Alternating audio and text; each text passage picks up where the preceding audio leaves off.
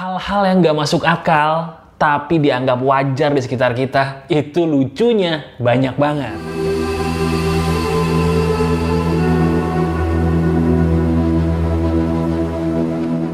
Hal yang pertama, langsung aja. Uji nyali tapi kabur. Coba, bayangin deh. Ada satu hal yang aneh tapi nyata di Indonesia yang saya tuh sebagai sahabat kamu pengen banget nyadarin kamu.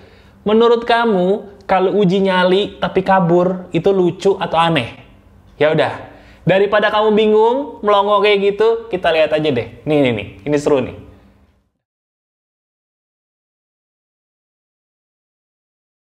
Halo teman-teman, sekarang saya lagi mau lakukan uji nyali.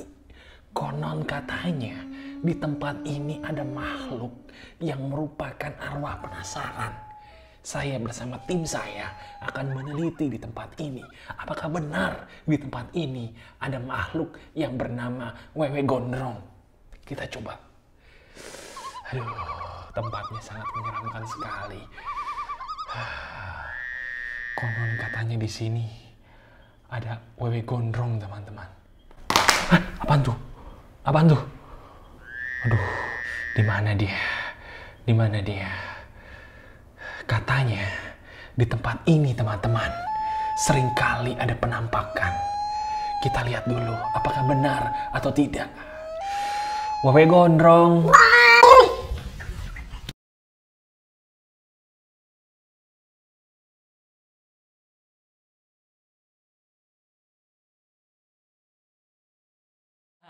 Gimana?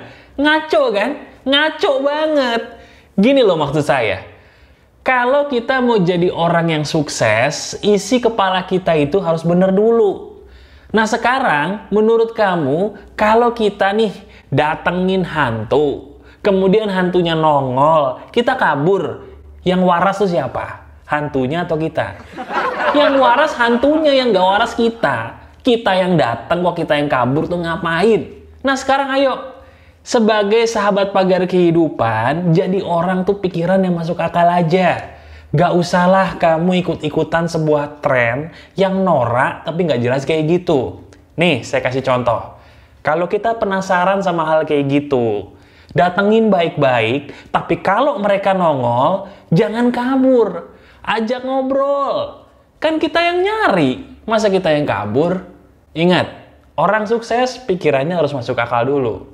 Masuk akalkah kalau kita bertamu, tamunya keluar, atau orang yang punya rumah keluar kita kabur? Itu nggak masuk akal. Itu kurang ajar. Kamu jangan gitu ya. Jelaskan? Hal yang kedua, kalau yang pertama kita udah seru nih, udah kaget ya, udah kaget, udah ketawa, udah beres deh. Tapi yang kedua, ini juga lebih seru lagi, maaf ya, kalau kamu jadi orang yang mungkin termasuk tersangkanya. Gini, kamu pernah nggak sih kelamaan nunggu akan sesuatu hal? Contoh, berapa banyak di antara kamu yang udah cari kerjaan, terus nunggu kelamaan kayak Rano Karno di film Sidul? Teman-teman, kalau nunggu lamaran kerjaan, itu jangan kelamaan. Ini bukan film Sidul. Ini loh yang jadi masalah. Nah, pengen tahu kayak gimana maksud saya? Yuk kita lihat dulu apa yang saya maksud. Ini nih. Aduh, udah capek-capek ngirim CV. Udah lama nih gue nganggur. Tapi kenapa ya kok gue gak dipanggil-panggil sama pekerjaan gue? Kenapa ya kok gue belum dipanggil-panggil? Aku sedih. Anak Betawi ketinggalan zaman katanya. Iya kan? Coba deh. Sekarang kalau kita jadi orang kayak Sidul, andainya itu di sinetron, ya wajar, enak ditonton. Tapi sayangnya ini bukan sinetron, teman-teman. Ini dunia nyata, kenyataan. Nah sekarang saya punya solusi buat kamu. Kalau seandainya kamu sekarang udah banyak berdoa minta pekerjaan sama Tuhan. Diri kamu udah ngelamar kemana-mana tuh surat pekerjaan, tapi belum datang-datang panggilannya. Tahu nggak itu artinya apa? Itu artinya kamu harus buat pekerjaan, bukan minta pekerjaan. Buat. Emang sih, sampai detik ini gue juga masih nunggu tuh panggilan kerjaan. Tapi karena gue sahabat pagar kehidupan, gue nggak boleh membiarkan diri gue gini. Oh iya, kan salah satu videonya Mas Aryan pernah bilang tuh, mulailah pekerjaan dari apa yang kita suka. Karena dari apa yang kita suka, biasanya di situ ada keunikan diri kita. Ya udah deh, kebetulan saya itu suka banget masak. Apa saya bikin aja ya rumah makan sederhana? Ya udahlah, buka warung aja daripada nganggur. Minjem duit dulu kali ya. Habis itu kita buka warung. Siapa tahu rezeki saya di situ. Wah, bener juga nih. Sekarang cari kerjaan susah. Tapi sebentar deh. Kemarin waktu saya nonton video pagar kehidupan, katanya saya harus mulai menjemput rezeki. Jangan menunggu rezeki. Buatlah pekerjaan kalau memang kita tidak mampu menerima pekerjaan setelah sekian lama menunggu. Ya udah deh, karena saya sahabat pagar kehidupan, mendingan saya buat pekerjaan. Gimana kalau kita mulai dengan membuat channel YouTube aja? Kan saya suka nyanyi, saya juga bisa buat lagu. Kenapa nggak saya bikin lagu, terus saya masukin channel YouTube? Siapa tahu di situ rezeki saya. Coba dulu baru ngomel. Saya mau coba dulu, sekarang juga. Main musik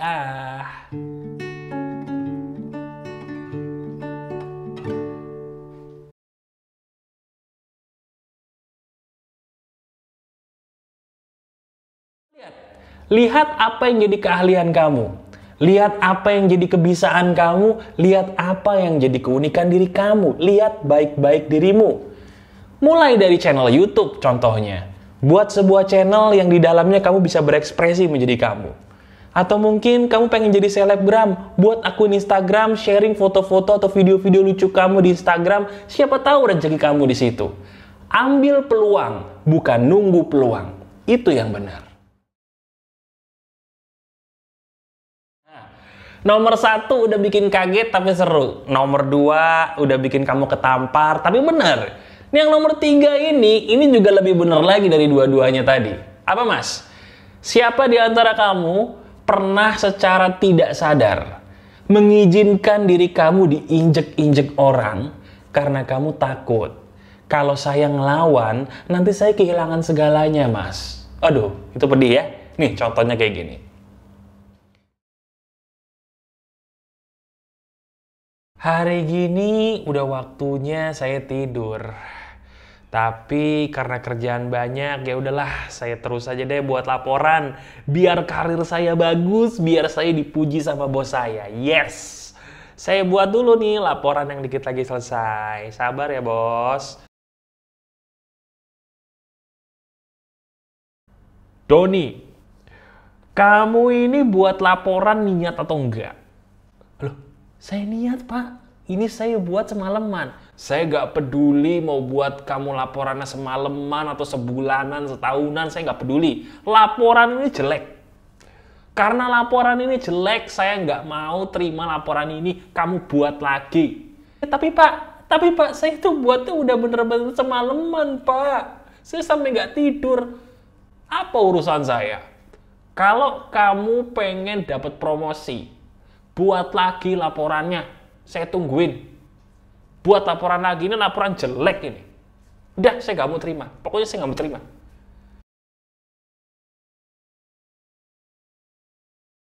Nah, sekarang coba. Kamu pernah nggak di posisi seperti tadi? Pernah ya? Dimana kamu tuh sebenarnya tahu bahwa diri kamu tuh nggak berhak digituin. Tapi hanya karena takut kehilangan 1, 2, 3 hal yang menurut kamu penting, kayaknya kamu merelakan diri digituin sama orang.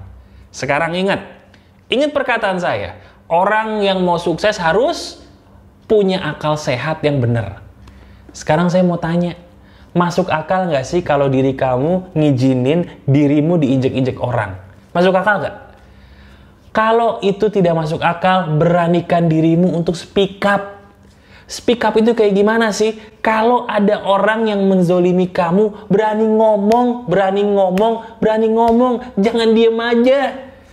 Tuhan kamu itu bukan dia. Tuhan kamu itu bukan mereka. Tuhan kamu itu adalah Tuhan yang Maha Esa, yang memberikan rezeki.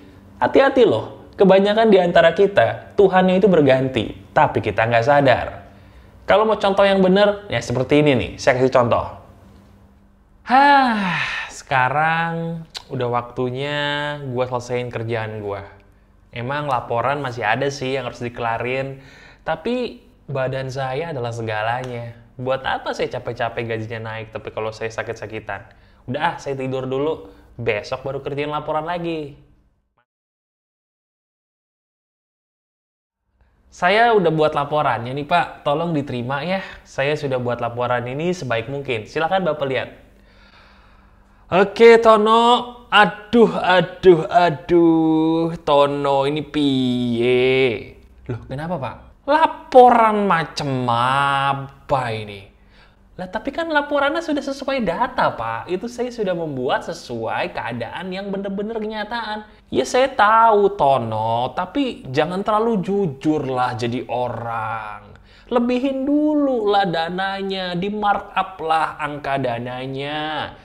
Pak, maaf Pak, tapi itu kan nggak jujur Pak namanya. Kamu kalau jadi orang jujur mau jadi apa? Di kota besar kayak gini kamu nggak boleh jujur. Bohong dikit tuh nggak apa-apa. Ya, ini laporannya diperbaiki. Jangan sejujur inilah. Oke? Buat lagi ya, buat lagi. Aduh Pak, kalau gitu saya nggak bisa deh Pak. Saya nggak bisa, Pak. Kalau saya dari dulu udah diajarin jadi orang tuh harus jujur, Pak. Kalau kayak gitu namanya Bapak ngajarin saya korupsi. Saya nggak mau, Pak. Loh, kalau kamu nggak mau berarti kamu harus siap keluar dari kantor ini. Nggak apa-apa, Pak.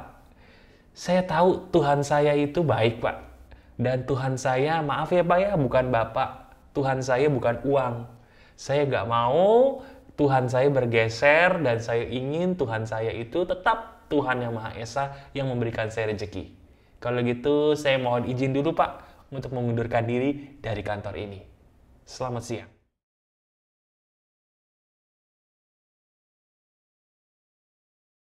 Teman-teman, gimana? Seru ya untuk konten bicara viral hari ini? Dari semua yang saya berikan tadi kepada kamu, itu sebenarnya adalah emas dan emas banget. Sekarang coba deh, pikirkan apa yang saya berikan tadi baik-baik. Kemudian kamu tuliskan di komentar. Dari 3 hal tadi aja, mana yang paling sering kamu lihat, dan mana yang paling sering mungkin juga kamu lakukan sebagai tersangkanya. Kalau kamu suka dengan konten seperti ini, silakan klik jempol ke atasnya dan tuliskan di komentar, Mas, buat dong episode berikutnya konten yang seperti ini, saya suka. Nanti saya buatin lagi hal-hal yang tidak wajar tapi dianggap wajar episode keduanya. Kalau kamu suka, praktekkan ini semua, sharing kebaikan ini kepada teman-teman dan orang-orang yang ingin kamu tolong. Masih ada saya, Aryan Surya, sahabat baik kamu selalu dari Pagar Kehidupan. Ingat, tetap bicara yang benar, bicara viral di Pagar Kehidupan. Bye-bye semuanya. Ku merasa sepi, kehilangan diriku sendiri,